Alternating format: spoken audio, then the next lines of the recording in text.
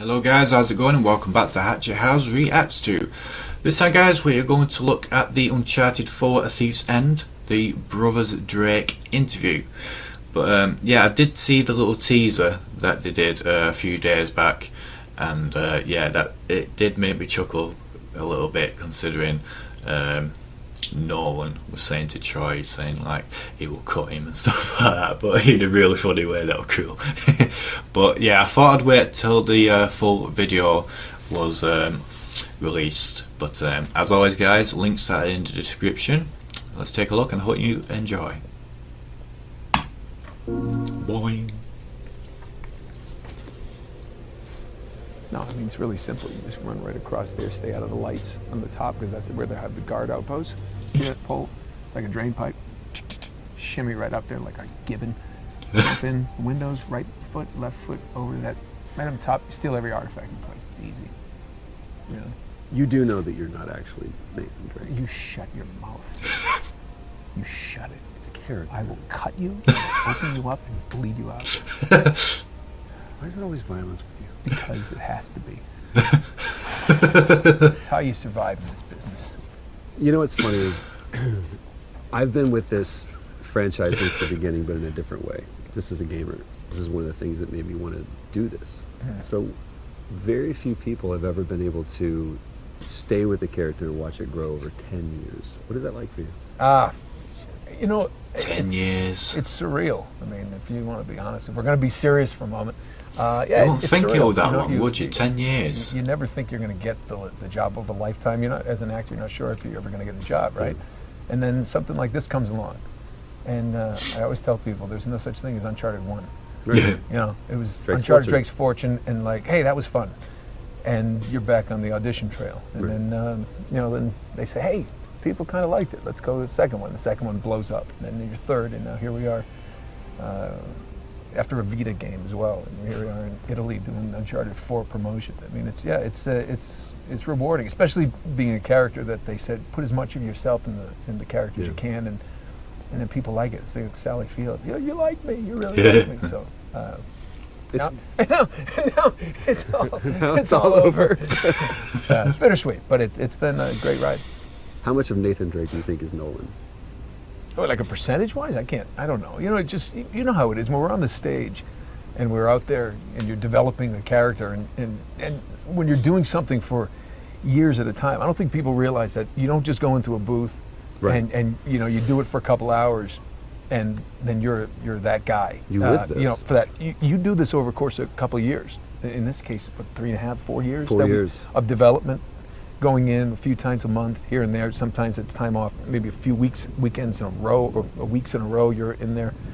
So it's a real process. It's one of those things. I'm glad that they let me use my own voice, so it wasn't anything like that. How about with Sam though? I mean, now you had I know you were a fan of this. Sure. I mean, I think you first time you introduced yourself, like, oh, Uncharted. It's like, oh God, here we go. Here we go. Fanboy. Who's this guy? Security.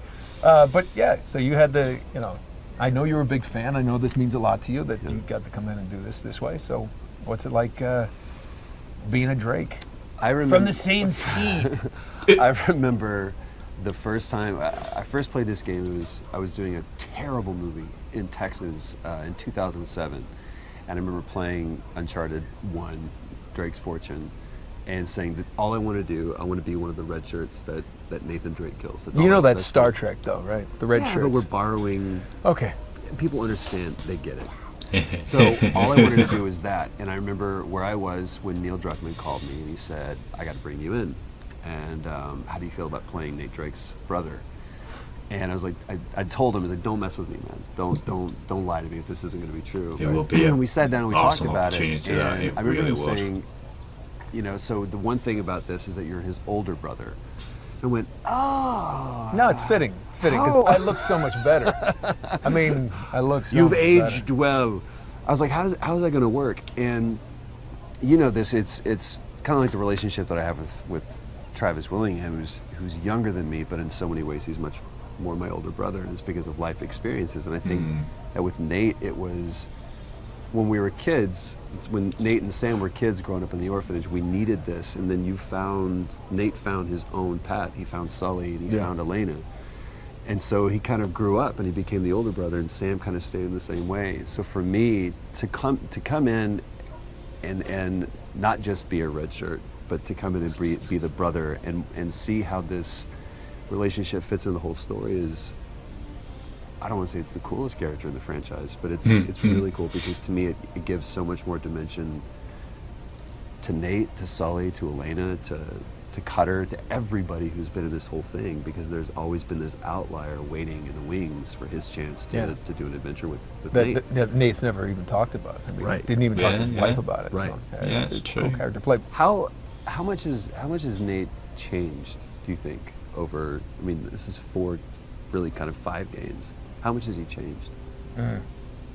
Well, how much have I changed? How much has anybody Sure. changed? You know, it's you know, wisdom is the sum of your experience. It's just, I think there's, you know, life hands you different things, and he's how does life change anybody? I think, you know, he became who he is through the adventures that we played, and for whatever reason now he's in this situation where it's this mundane sort of life, and I was telling somebody earlier, it's that Pacino, they pulled me back in. Right.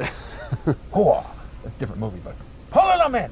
And it's just, you know, he's brought back into this life that is he trying to get away from? Did he feel like that was his responsibility now that he's married and get that, you know, which I wasn't on board with at the beginning. I wasn't really on board with the idea that, oh, he's married and so now he's going to just stay with her. He's domesticated, because Elena had that a rush for adventure as well. So it was a little strange, but you know, maybe they had made and again, this is where you get to fill in your own blanks. Like maybe they just made a decision, like maybe we want to start a family and this is more safe and let's just calm down.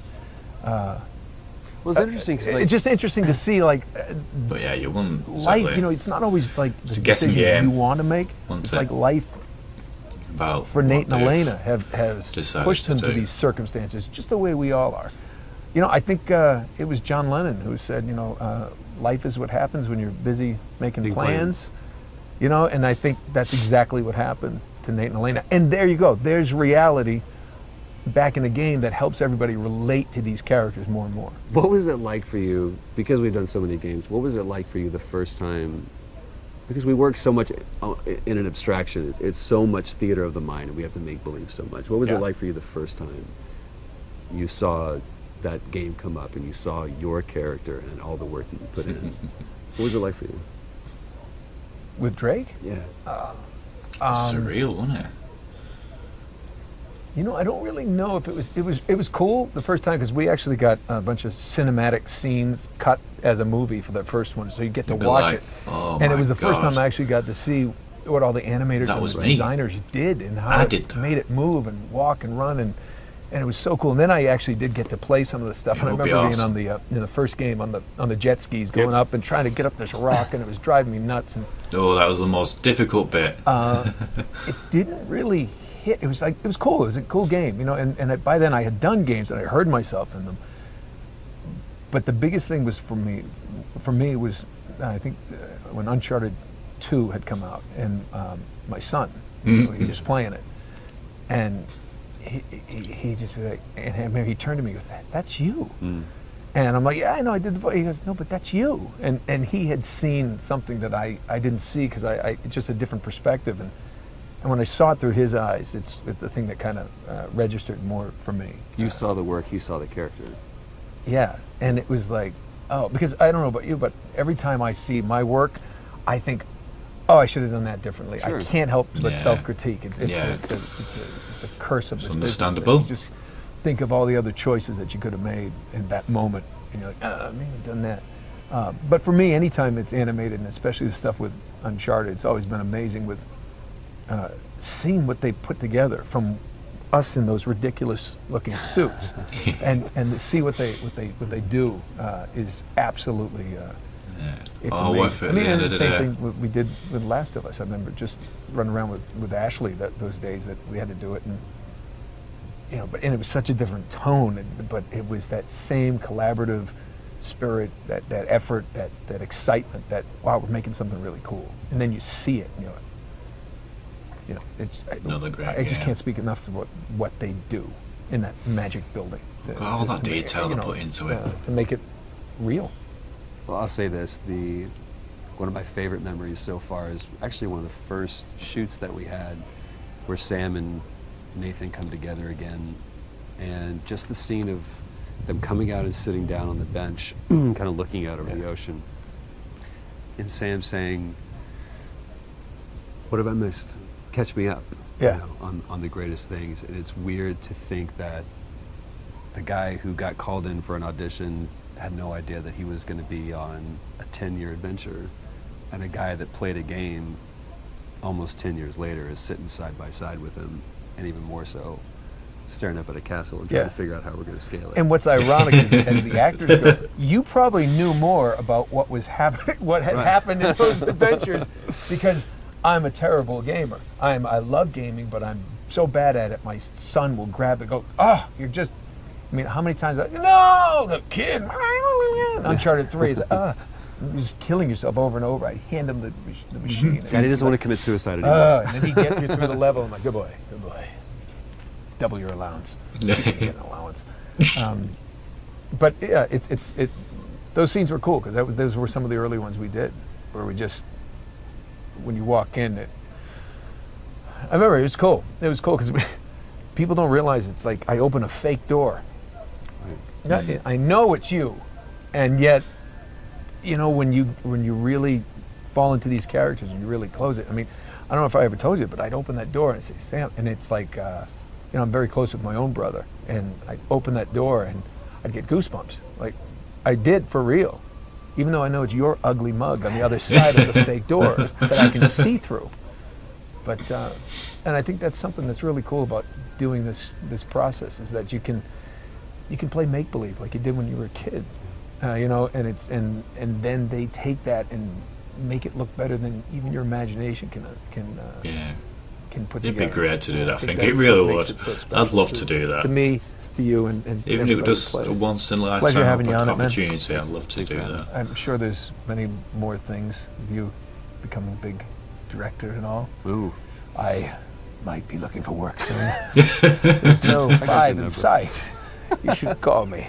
But until then, I say we go back to the Il Castello and drink some of that red wine. Let's get a drink. I'm buying. It's free.